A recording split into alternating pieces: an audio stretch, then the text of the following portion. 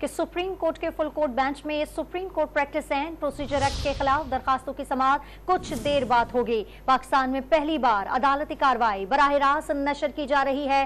भारत के खिलाफ आलमी अदालत में केस की समाअत के लिए चीफ जस्टिस बैरून मुल्क रवाना होंगे, जिसके पेश नज़र इम्कान है कि वक्फे के बाद अटॉर्नी जनरल सुप्रीम कोर्ट में विफाक का मौक़िफ़ पेश करेंगे। अब तक की कार्रवाई का अहवाल जानेंगे डॉन न्यूज़ के नुमाइंदे इरफान सद्दुज़ई से। इरफान, एक वक्फा हुआ अदालती कार्रवाई में, बताइए कि अब तक जो समाअत हुई उसकी कार्रवाई से मुताल्लिक क्या मालूमात देंगे?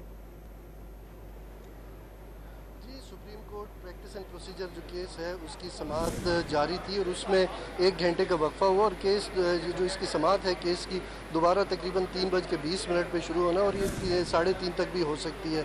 इससे कबल जो है वो दलाइल दिए तारिक रहीम ने, इसके अलावा इम्तियाज़ सदीकी ने और जजेस ने भी उनके जो सवालात थे उनको काउंटर किया। ख़ास करके पार्लियामेंट ने ये जो बिल पास किया था जिसके तहत जो 184(3) के तहत जितने भी सो मोटो एक्शंस हैं उसके लिए एक कमेटी मुकर्रर की गई थी जिसके हवाले से तहफ़्फ़ुज़ात थे और सुप्रीम कोर्ट में दरख्वास्तें आई और उसके हवाले से आज लार्जर बेंच बना जिसमें ये कहा गया कि ये सुप्रीम कोर्ट के जो रूल्स हैं, कवानीन हैं, उनमें मुदाखलत की जा रही है अदलिया की जो पार्लियामेंट की जानिब से।